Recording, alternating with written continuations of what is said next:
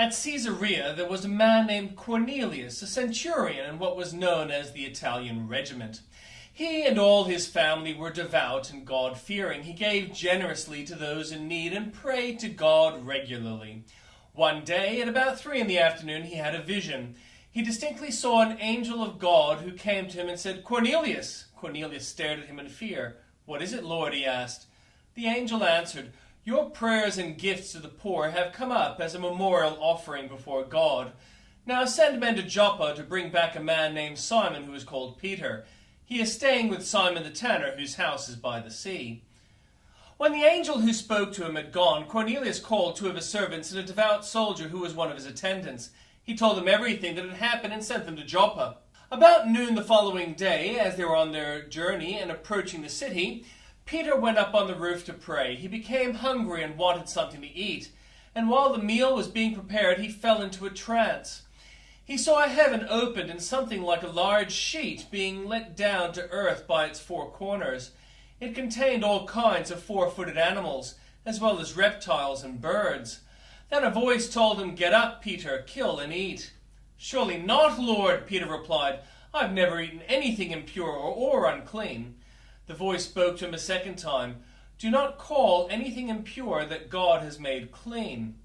This happened 3 times, and immediately the sheet was taken back to heaven.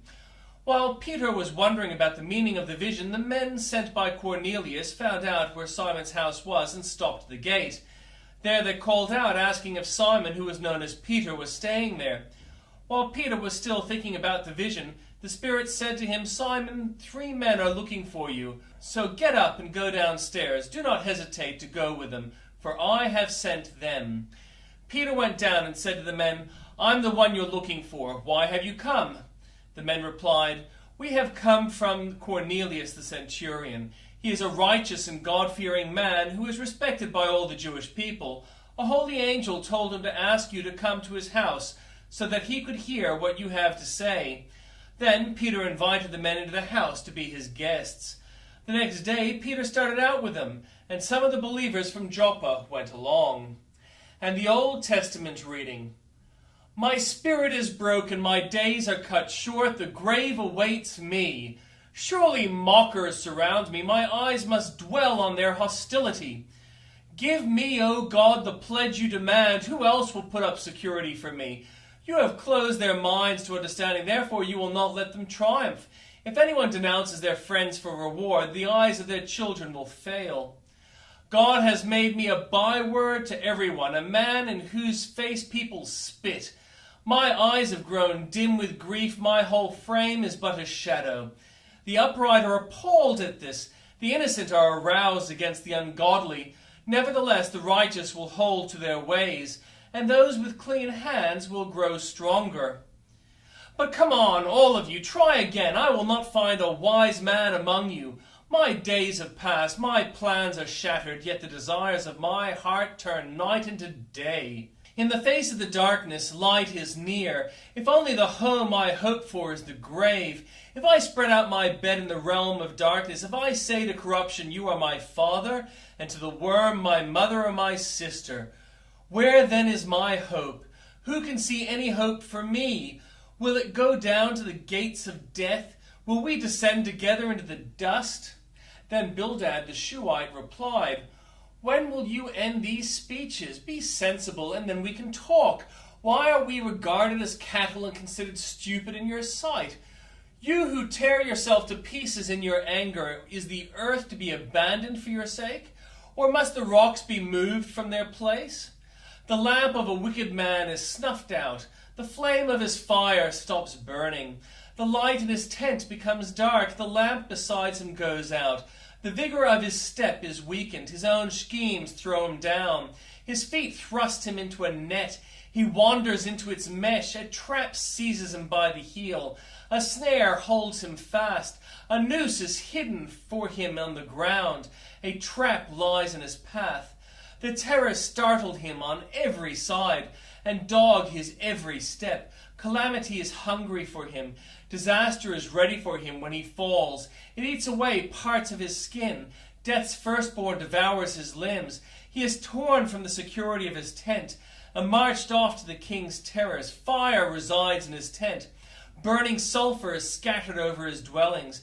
His roots dry up below, and his branches wither above. The memory of him perishes from the earth. He has no name in the land. He is driven from light into the realm of darkness, and is banished from the world. He has no offspring or descendants among his people, no survivors where once he lived. People of the West are appalled at his fate. Those of the East are seized with horror. Surely such is the dwelling of an evil man. Such is the place of one who does not know God. Then Job replied, "How long will you torment me and crush me with words? 10 times now you have reproached me. Shamelessly you attack me. If it is true that I have gone astray, my error remains my concern alone.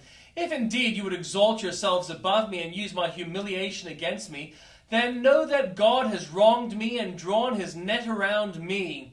Though I cry violence, I get no response. Though I call for help, there is no justice.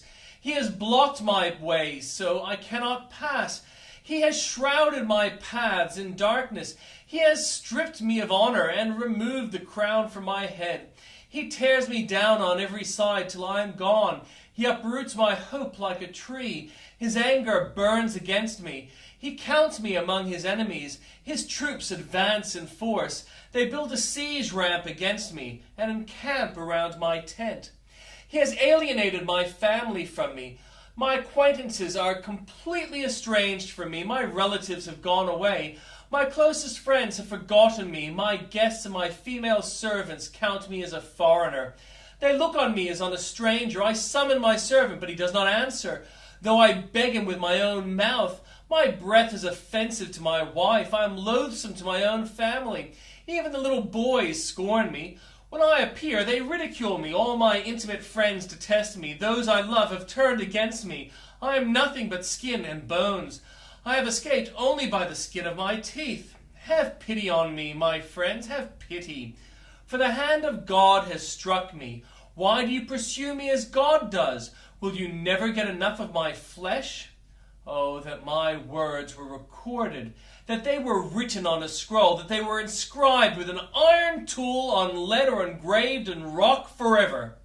I know that my Redeemer lives, and that in the end he will stand on the earth. And after my skin has been destroyed, yet in my flesh I will see God. I myself will see him with my own eyes, I and not another. How my heart yearns within me. If you say, how we will hound him, since the root of the trouble lies in him, you should fear the sword yourselves, for wrath will bring punishment by the sword, and then you will know that there is judgment.